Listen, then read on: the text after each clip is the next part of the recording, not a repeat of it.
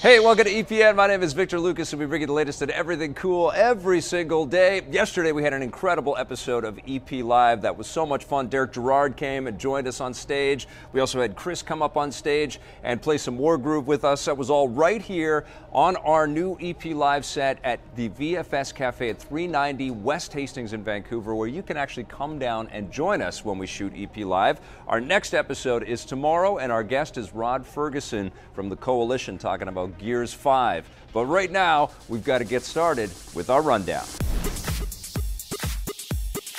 It's been almost a decade since the last Crackdown game was released, but you don't have to wait any longer to start playing Crackdown 3. Microsoft has kicked off a technical test of the game's Wrecking Zone multiplayer mode, which begins today at noon and will run intermittently until the game launches next Friday. Microsoft has a good reason for wanting to test things out early because Crackdown 3's multiplayer runs a little differently than most games. The environments are almost fully destructible, which means the game needs to use more computing power than the Xbox One can give, so in order to bring it to life, some of the computing is done in the cloud from a central server. Microsoft is actually using the same technology that powers the Azure cloud computing service, which until now has only been used for business clients, so this will be the first time it's used for a game. Hopefully everything will be up and running smoothly for the launch on February 15th. Microsoft plans to continue using cloud computing in the future with new programs like Project xCloud, which will bring Xbox One games to mobile devices later this year. I am very curious about Crackdown 3. All of the turmoil in its development, all of the delays, and all of the postponements for us to get our hands on this thing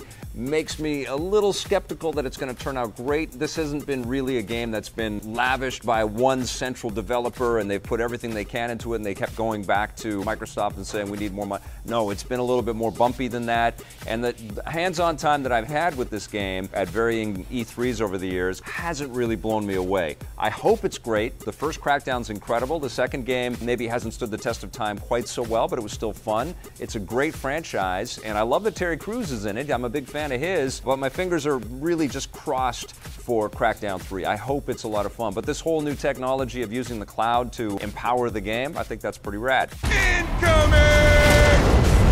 Audiences finally know when Monster Hunter will stomp its way into movie theaters. Sony has announced that the live-action film adaptation of the hit Capcom game series will hit theaters on September 4th, 2020. The film has already been shooting for months, with several behind-the-scenes photos released already, but we didn't have a firm release date until now. It's being directed by Paul W.S. Anderson and will star Mila Jovovich, the same pair behind the film adaptations of another Capcom game series, Resident Evil. Like those films, the Monster Hunter movie is expected to take creative liberties with the story. It will see characters from present-day Earth join forces with characters from the familiar Monster Hunter realm in order to, what else? Hunt monsters. The Resident Evil movies aren't exactly critical darlings, but are still the most financially successful video game movies, so the studio is hoping for the same success with Monster Hunter. I'm excited for this movie. I think it's going to be completely insane and filled with lots of over-the-top moments and larger-than-life swords, which is exactly what we want from a live-action Monster Hunter experience.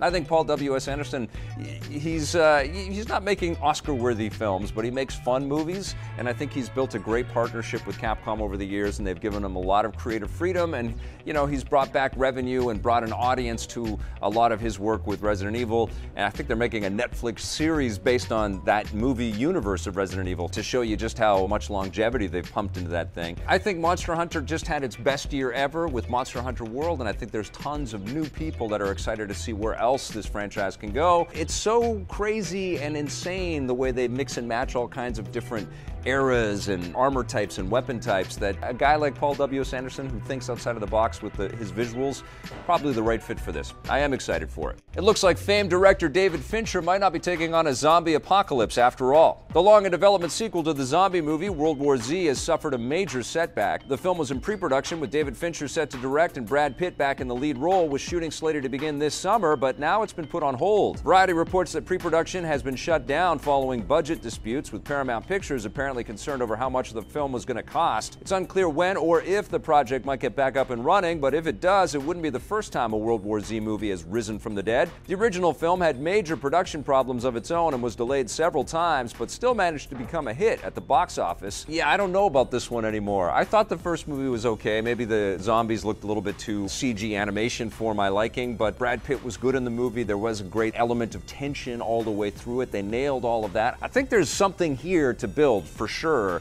but this is starting to become, a little long in the tooth, and now we've got all of the jumping the shark that The Walking Dead has kind of done with its franchise a little bit. I think we may need a little bit of a breather on the whole zombie phenomenon thing. But you know what? World War Z just got its breather, whether it wanted it or not, so maybe when it is ready to come back, we'll be hungry for that kind of stuff again. Remain with your feet!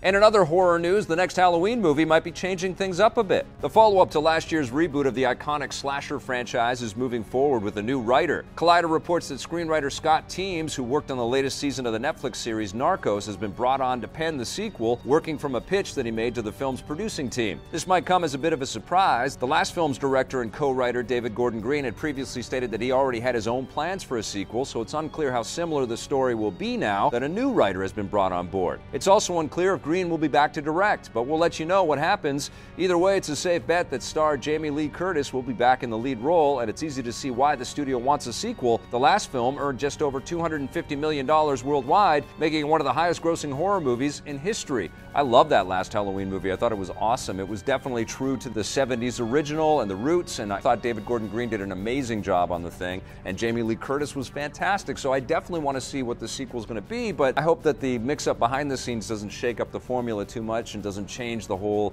scope of the picture and the feel of the picture, because what they nailed with the last one was just the vibes, the aesthetics. It was perfect. But still, I think this is going to be coming, and I think it's probably going to do huge at the box office, because these Halloween movies, they never die.